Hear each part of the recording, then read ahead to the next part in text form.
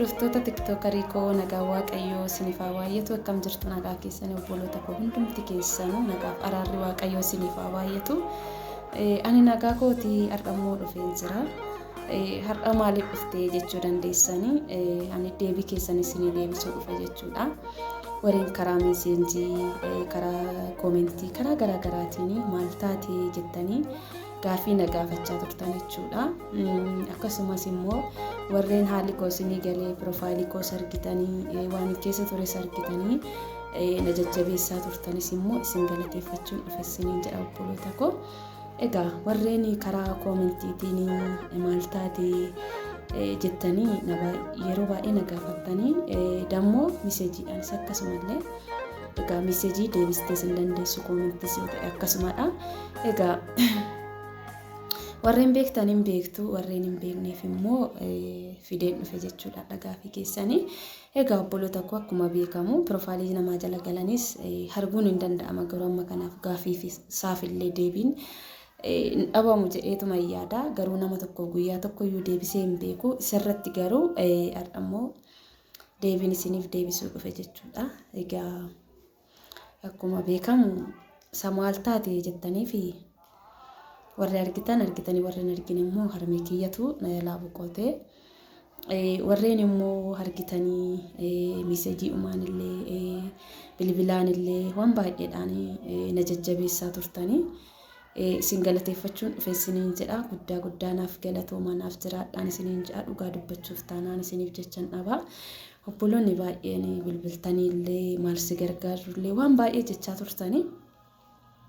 Kanaaf galanni keessan guddaadhaan isiniin jedha. Warreen immoo dhageenya hin beekne sababa kanaaf hin tureen isiniin jedha. Sababa kanaatiif hin badeen isiniin jedha. Koomentii keessan isinii deebisuu dhiisuuf koof dhiifamaa gaafii keessan miseejiidhaan isinii deebisuu koof dhiifaman isiniin jedha. Egaa turtiinan ture turtii kanarraadha. Kanuman isiniin jechuu dhufee dhaamsinni tokko immoo waaqayyo harmee keessan homaa isin jalaa hin godhinen isiniin jedha. Maalat addunyaa kana gaditti wanti hamma harmee ofii ga'u hin jiru. Wanta hamma haadha ofii ga'u hin jiru.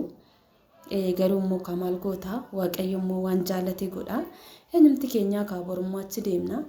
Ammasumatti garuu namatti dhaga'ama. Harmee ofii jechuun immoo warqee jechuun dandeessu. Waan itti madaalamtu hin qabdu jechuudha dhugaa dubbachuuf taanaanii. Kanaaf ani kan jedhu akka obbolummaatti akka nama waa hubate tokkotti harmee keessan agasiin jirtutti waanuma qabdaniin gargaara. Maalat namoonni baay'ee jiru. Harmee makeenyaaf illee warri hin ajajamne jirra. Namoonni baay'ee jechuudha akka fakkeenyaatti yoo ta'e garuu gaafa ishiin duute waan baay'eetu nutti dhaga'ama jechuudha. Kanaaf amma jirrutti harmee keenyaa kunuunfannu waan qabnuun biraa dhaabbannu silkuma gaariillee haa dawwalluu fi wanti harmee ofiitii godhan dhabamu haa ta'u dhugaa dubbachuuf taanaan wanta itti madaalamtu hin qabdu madaaluma hin qabdu haadha ofii yeroo jedhanii haadha ofii waan itti madaalamtu hin qabdu.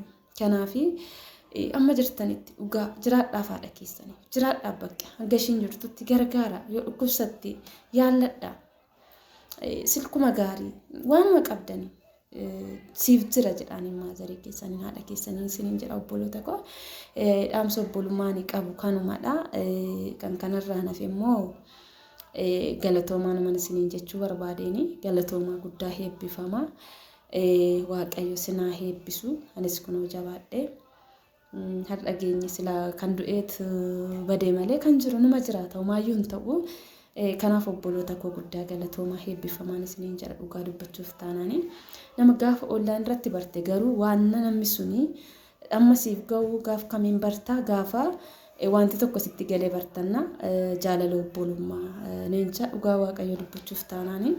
Baay'een keessan bilbiltanii jabaadhunaan jettanii wanta baay'eetu jira. Kanaaf guddaa heebbifamaan isiniin jedha. Warri gaafiin keessan sin jalaa tures gaafiin keessan kunoo deebisanii argatan isiniin jedha. Innaa guyyaa har'aa kanaan isinii dhufe guddaa galatoomaa heebbifamaan isiniin jedha. Kanuma deebisuun dhufe harmeen keessan akkuma isiniif haa jiraattu.